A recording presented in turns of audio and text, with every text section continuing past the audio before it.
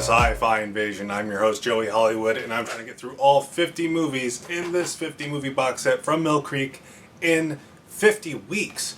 The movie I watched today was called The Astral Factor from 1976. This one I had thought I had never seen.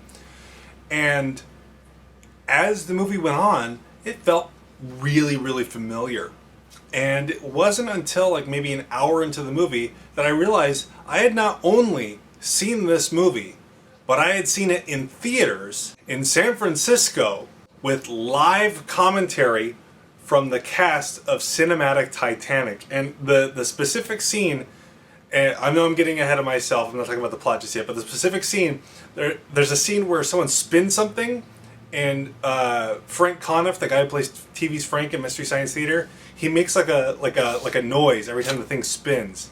And for some reason, that was the funniest thing that night. I thought that was so funny, and here we are almost 10 years later, and that's the thing that sticks out in my mind. I was like, oh my gosh, that's that movie. And, you know, besides taking me back to a really fun theatrical experience, this is a pretty fun little movie on its own. The premise of it is there is a serial killer in prison, and while in prison, he starts growing his mind far beyond what is thought to be capable of human beings.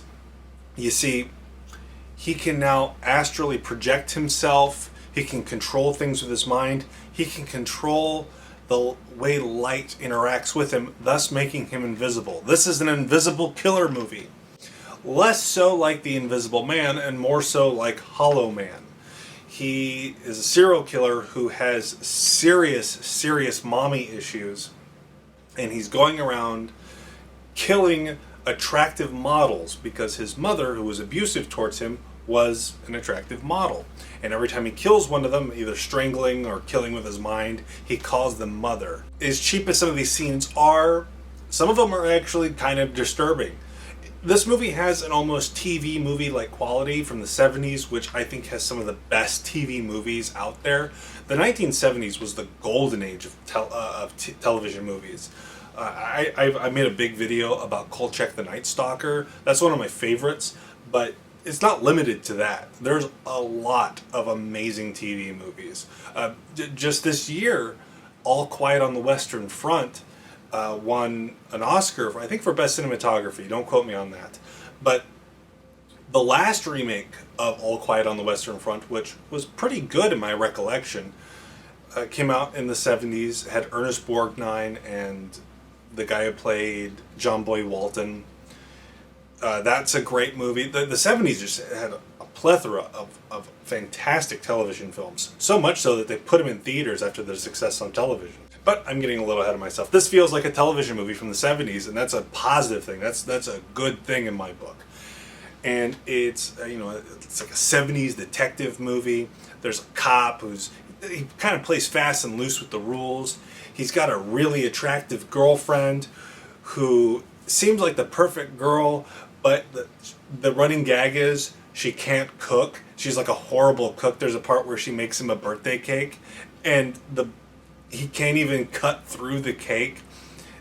I like her a lot. She's dumb, but it's the kind of dumb that you can't help but fall in love with.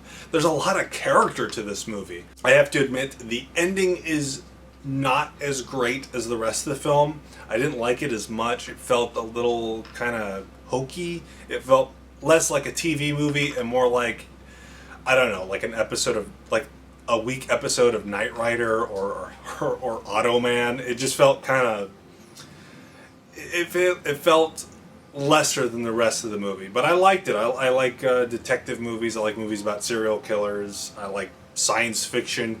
And this has all the things I like in those particular kind of movies.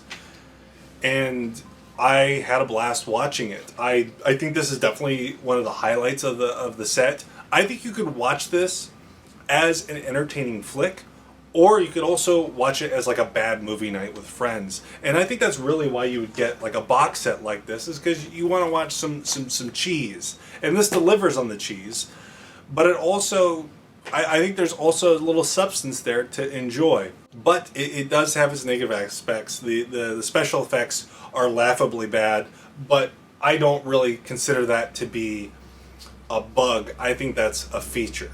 And I really liked this one. It was one of the highlights of the set. I'm so glad that it refreshed my memory of what movie this was I saw all those years ago, because I'm hoping that there's some like upload of the cinematic Titanic experience I witnessed, because it was one of the ones that never released on DVD.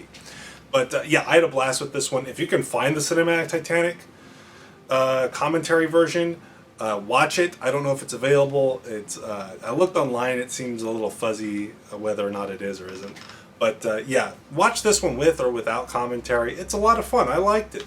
And that's all I have to say for now. Thank you for watching. I'll see you next time. Remember, please be kind and rewind.